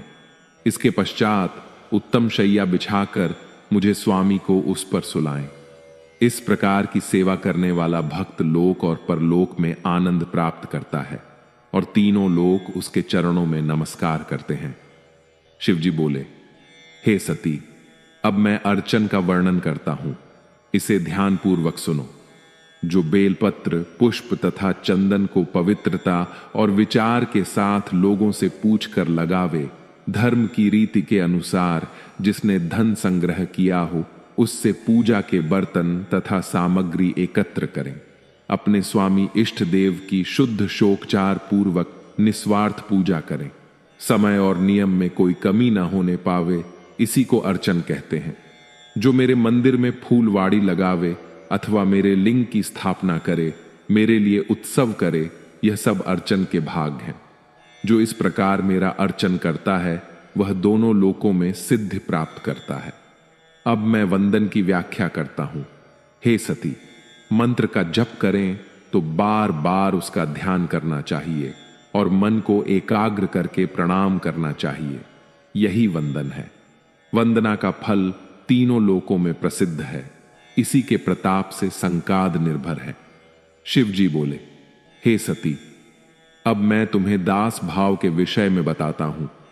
जो इंद्रियों को वश में करके मुझे प्रसन्न करता रहे, जो मेरी प्रसन्नता से मन तथा शरीर की काम वासना को जड़ से नष्ट कर दे, तो वह दोनों लोकों का सुख प्राप्त करता है।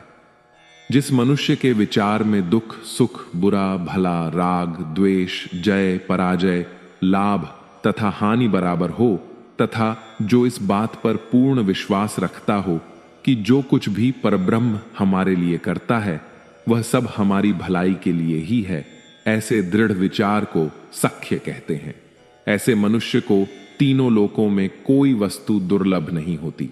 जो मनुष्य अपनी देह, सेवक, पशु, धन तथा कोष आदि समस्त वस्तुओं को त्याग कर तथा उनका मोह दूर कर मेरे लिए संकल्प कर दे और उनके लिए फिर कोई प्रयत्न न करे, उनकी प्रीति तथा ध्यान न करे, उसे आत्मसमर्पण कहते हैं। इससे गर्व दूर हो जाता है। जब तक मनुष्य इसको मन, वाणी तथा कर्म से नहीं करता, तब तक वह अपने स्वामी मुझको प्राप्त नहीं कर पाता। ऐसे मनुष्य को सब वस्तुएं सुलभ हैं, कोई वस्तु दुर्लभ नहीं। मैं सदैव रात दिन उसकी रक्षा करता हूं तथा उसके निकट ही निवास करता हूं। भक्ति के केवल यही 9 अंग हैं। शिवजी ने कहा, हे सती, अब मैं भक्ति के उपांग का वर्णन करता हूं। उपांग 10 हैं। उनमें से प्रत्येक दहक को नष्ट करने वाला है। इसलिए बरगद तथा पीपल की सदैव पूजा करनी चाहिए और उनका जल से सिंचन करना चाहिए। उनका अनादर करना मेरा अपमान है। उनकी परिक्रमा दाईं ओर से करनी चाहिए। इन दोनों वृक्षों की सेवा से ही निर्भय परम पद प्राप्त होता है। दूसरे, बिल्व वृक्ष की सेवा करनी चाहिए और उसको मेरा ही शरीर समझना चाहिए। उसके पूजन से कोई कष्ट नहीं रहता। उसको जल से सींच कर उसका पूजन करना तथा उसकी आरती उतारना उचित है। जो लोग नित्य ऐसा करते हैं उन्हीं को हमारी पूजा का फल प्राप्त होता है। तीसरा उपांग सुरसरी अर्थात गंगा आदि का पूजन कहलाता है। उनमें पवित्रता के साथ स्नान करने से बड़ा पुण्य मिलता है, जैसा कि व्यास जी आदि ने कहा है। चौथा उपांग गुरु सेवा है, जिसकी स्तुति वेद करते हैं। इसके बराबर और कुछ नहीं। पांचवें, हमारे 14 आदि जितने व्रत हैं उनमें हमारा पूजन कर व्रत रखें, रात्रि भर जागरण करें। उनसे जिस पुण्य की प्राप्ति होती है वह वेदों में प्रकट है। इसी प्रकार शिवरात्रि, मास के दोनों प्रदोष तथा हर महीने की अष्टमी के व्रत बड़ी महिमा रखते हैं तथा उत्तम गति प्राप्त कराते हैं। इन व्रतों से व्याकिरात आदि ने बहुत आनंद प्राप्त किया है। छवां उपांग शैवों की आराधना करना है। इसके अंतर्गत जब किसी शिव भक्त को अपने यहां आता हुआ देखे तब उसका समुचित आदर करें। उसको अपने यहां देखकर परिवार प्रसन्न होकर सब प्रकार से उसकी सेवा में तत्पर रहे तथा उसकी पूजा आदि करें, शुद्ध भोजन द्वारा उसका स्वागत करें। यह शैव आराधना अत्यंत प्रसन्नता प्राप्त कराने वाली है। उसी के प्रताप से अधिकतर लोग तीनों लोकों के अधिपति हुए हैं। 7वां अतिथि सम्मान है, अर्थात जो कोई भी द्वार पर भिक्षा हेतु आवे उसको यथाशक्ति कुछ अवश्य देना चाहिए। इसमें लोक परलोक दोनों ही बनते हैं। यह कभी भी भुला देने के योग्य नहीं है। 8वां उपांग ब्राह्मण का सम्मान है। इसके द्वारा बहुत से मनुष्यों ने परम पद प्राप्त किया है। शिवजी बोले, मैं ब्रह्मा शरीर हूं, इसलिए ब्राह्मण की पूजा उसको समान समझकर करनी चाहिए। 9वां उपांग तीर्थ तथा क्षेत्र में भ्रमण आदि है। समस्त तीर्थों में से 7 पुरी का वृहद वर्णन किया गया है। उनमें आनंद वन अर्थात श्री काशी जी का बहुत मान है। इसलिए नियमित रीति के अनुसार प्रेम पूर्वक काशी जी की परिक्रमा करनी चाहिए तथा धर्मशास्त्र के कथन सभी बातें करनी चाहिए। सब तीर्थों का फल उसको प्राप्त होता है जिसकी मृत्यु काशी में होती है। यही बात वेदों में भी कही गई है। 10वां बड़ा धर्म अहिंसा है, अर्थात किसी जीव को कष्ट न पहुंचाना। जिसने हिंसा को त्याग कर अहिंसा व्रत को अपनाया वह मानव संसार के समस्त धर्मों को प्राप्त कर सका है। यह अहिंसा व्रत अति प्रसन्नता देने वाला है। हे देवी, जिसके हृदय में तुम वास करती हो वही मुझे अत्यंत प्रिय है। लोग कलयुग में ज्ञान और वैराग्य को कम चाहेंगे। उस युग में केवल भक्ति को ही प्रमुख समझना चाहिए। हे पार्वती, तुमने मुझसे जो कुछ पूछा मैंने उसका तुम्हें पूरी तरह से उत्तर दिया। इस वृतांत को जो सुनेगा अथवा पाठ करेगा वह भी आनंद पद प्राप्त करेगा। ओम नमः शिवाय। शिव जी की लीला अत्यंत ही पवित्र एवं शुद्ध है, जिसको पूर्ण रूप से वेद और पुराण भी नहीं जानते हैं। इस शिव पुराण की कथा में जाने, जब शिव जी और प्रभु श्री राम वन में मिले तो उन्होंने क्या चरित्र किए। एक बार शिव जी अपनी पत्नी सती सहित तीनों लोकों के भ्रमण पर चले। पृथ्वी पर घूमते घूमते वे दंडक वन में पहुंचे। उन्होंने वहां रामचंद्र जी को लक्ष्मण सहित देखा कि वे चारों ओर दुख से विलाप करते हुए सीता जी को ढूंढ रहे हैं। उन्होंने रामचंद्र जी को देखकर प्रणाम किया, क्योंकि वे पहले विष्णु को ऐसा वरदान दे चुके थे। शिव जी फिर जय कहकर आगे बढ़े तथा उचित समय न जानकर उनसे कुछ वार्ता न की। इसलिए सती ने जब यह हाल देखा कि शिव जी अपने परम भक्त राम को इस प्रकार छोड़कर आगे बढ़ गए तो वे बोली, हे अनादि सर्वोपरि ब्रह्मा, आपने ब्रह्मा, विष्णु, सुर, मुनि तथा संपूर्ण सृष्टि की उत्पत्ति की है। ये सब आपकी सेवा और उपासना करते हैं। फिर आज दशरथ के पुत्र रामचंद्र को आपने प्रणाम क्यों किया? मेरी समझ में नहीं आता कि इसका कारण क्या है। मुझे इसकी बहुत चिंता है। शिव जी ने जब सती को ऐसी चिंता में मग्न देखा तो वे बोले, हे सती, रामचंद्र जी रमा के पति विष्णु हैं, जो संसार के पालन का अधिकार रखते हैं। उनका अवतार भक्तों के लिए ही है।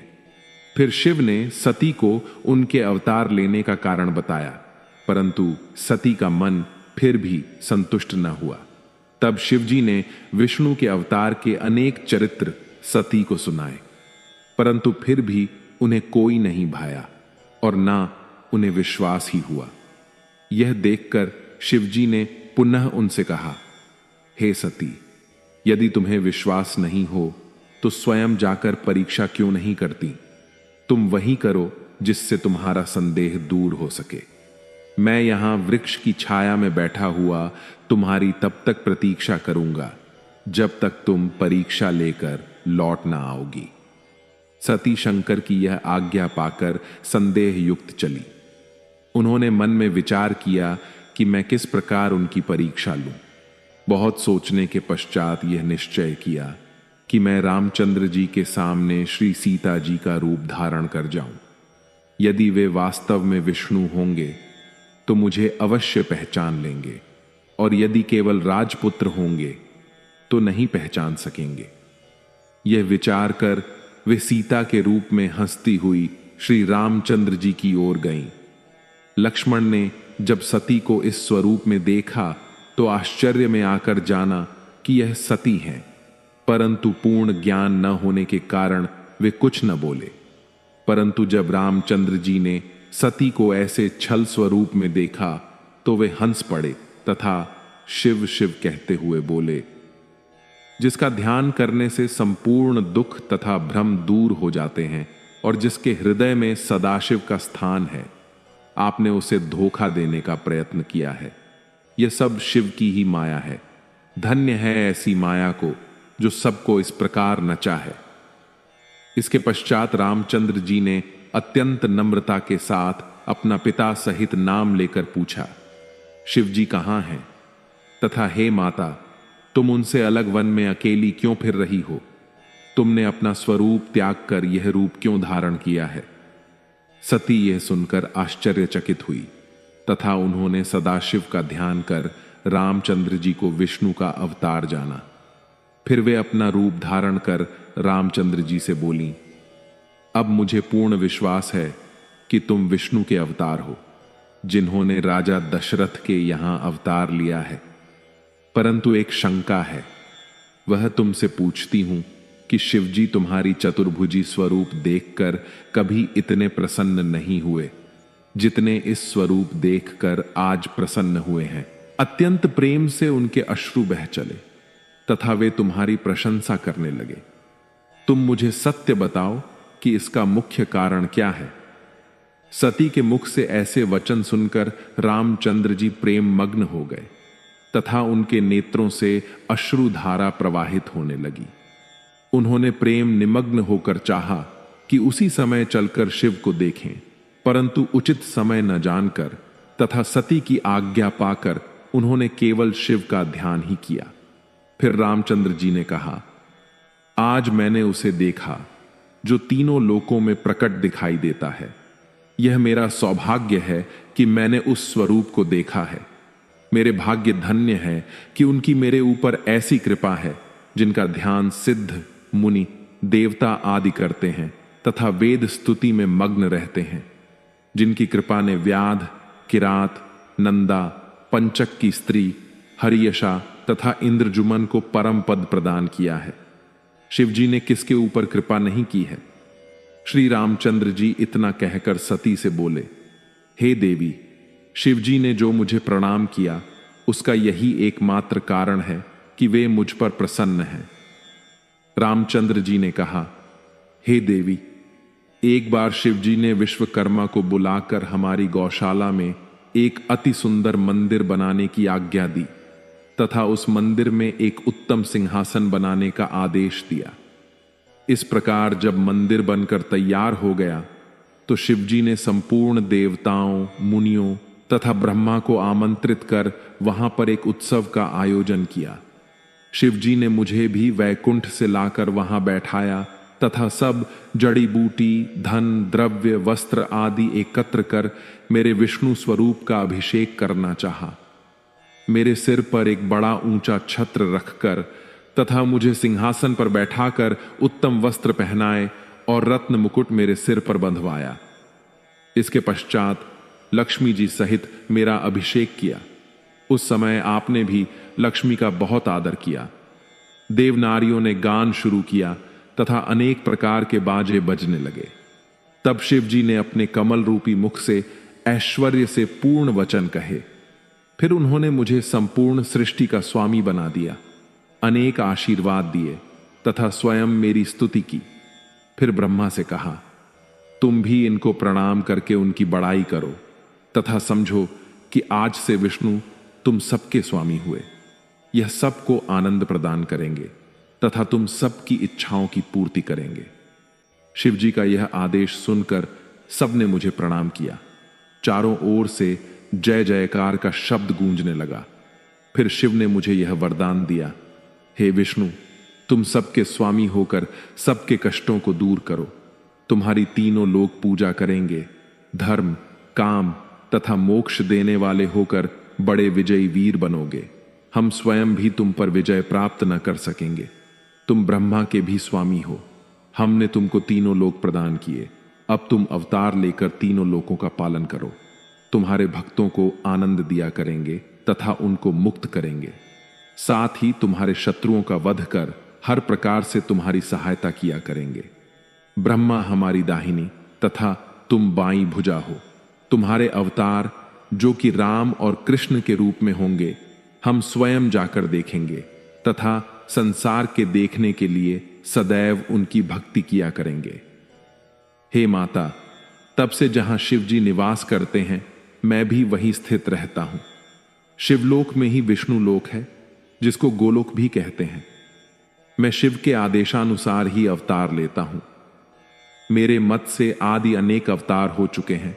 मैंने उन्हीं अवतारों से संसारी कार्य पूरे किए हैं। हे देवी, इस समय मेरा अवतार 4 रूपों में हुआ है। राम, भरत, लक्ष्मण तथा शत्रुघ्न। उन चारों का मन एक है, परंतु शरीर अलग अलग है। मैं अपने पिता की आज्ञा से वन में आया हूं, क्योंकि उन्होंने कैकेयी को वरदान दिया था। मेरे साथ लक्ष्मण तथा सीता भी आई थीं। रावण ने सीता को हर लिया है, उसी को हम ढूंढते हैं।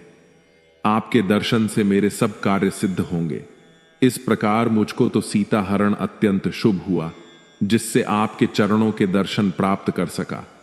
मुझे पूरा विश्वास है कि अब मुझे शीघ्र ही सीता का पता लग जाएगा तथा मैं शत्रु पर विजय प्राप्त कर सीता को प्राप्त करूंगा।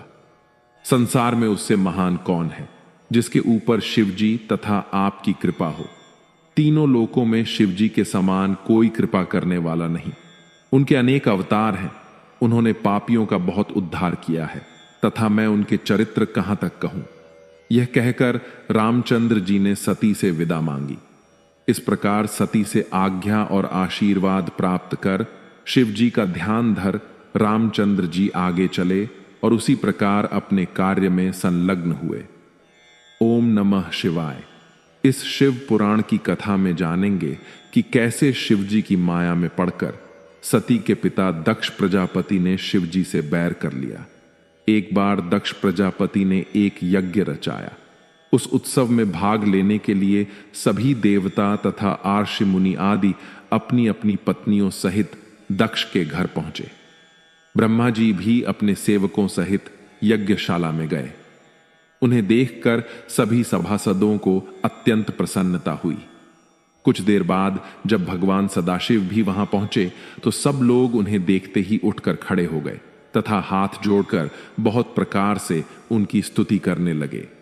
चारों ओर जय शिव का नारा गूंज उठा।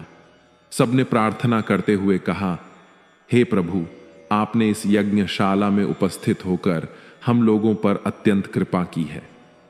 उन लोगों द्वारा इस प्रकार की गई स्तुति को सुनकर शिव जी अत्यंत प्रसन्न हुए।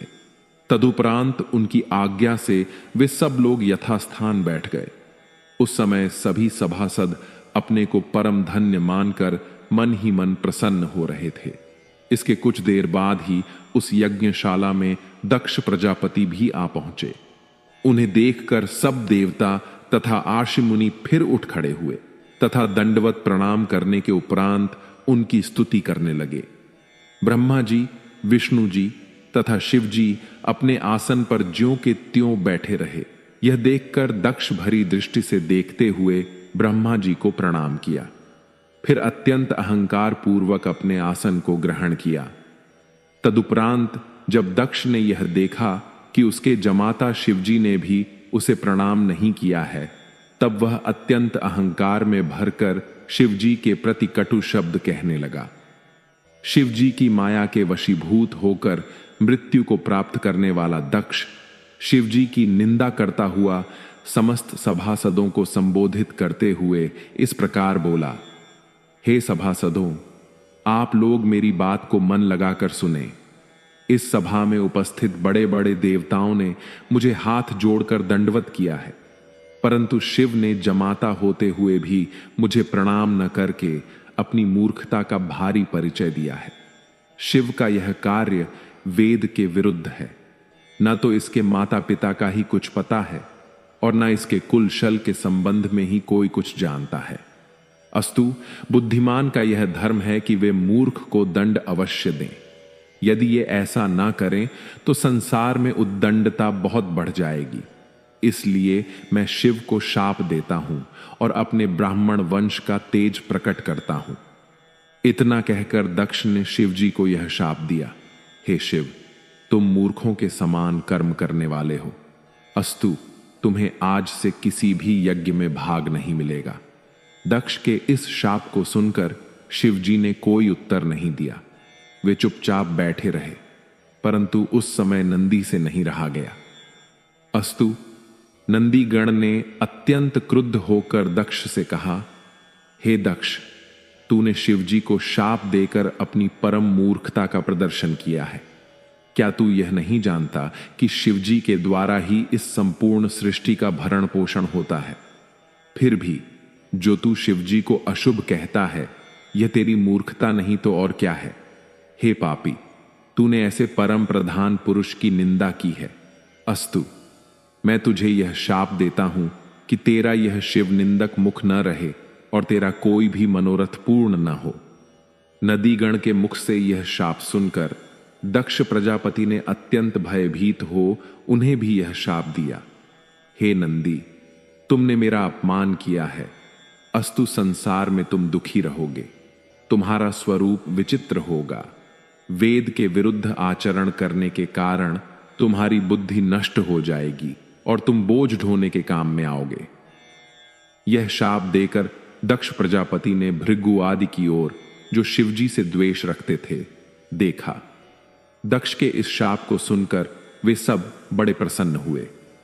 यह देखकर नंदी को फिर क्रोध हो आया। तब उसने अपनी अप्रमेय महिमा को दिखाते हुए जिन लोगों ने शिवजी की निंदा की थी उनकी ओर देखते हुए कहा, तुम सब लोग व्यर्थ ही ब्रह्मा के वंश में उत्पन्न हुए हो। तुम तत्व का ज्ञान नहीं रखते हो और काम, क्रोध, लोभ आदि के वशीभूत होकर शिवजी के विरुद्ध आचरण करते हो। अस्तु, मैं तुम्हें भी यह शाप देता हूं कि तुम्हें शुभ कर्मों का फल प्राप्त न होगा और तुम कभी भी परम पद को नहीं पा सकोगे। जो लोग शिवजी से द्वेष रखने वाले हैं, वे सब वेद के विरुद्ध चलकर ब्राह्मण के कर्मों का त्याग कर बैठेंगे। वे महाद्रव्य होकर कुकर्म करेंगे और अंत में नरक वास पाएंगे। इस प्रकार नंदीगण ने जब ब्राह्मणों को भी शाप दे दिया, उस समय शिवजी ने हंसते हुए कहा, हे सभासदों, हम तुम्हें अब सच्चे ज्ञान का उपदेश करते हैं। उस ज्ञान को सुनकर कोई अज्ञानी ना हो। वेद को अक्षर तथा मंत्र कहा जाता है, उसमें भी सूक्त को अत्यंत आनंद देने वाला कहा गया है।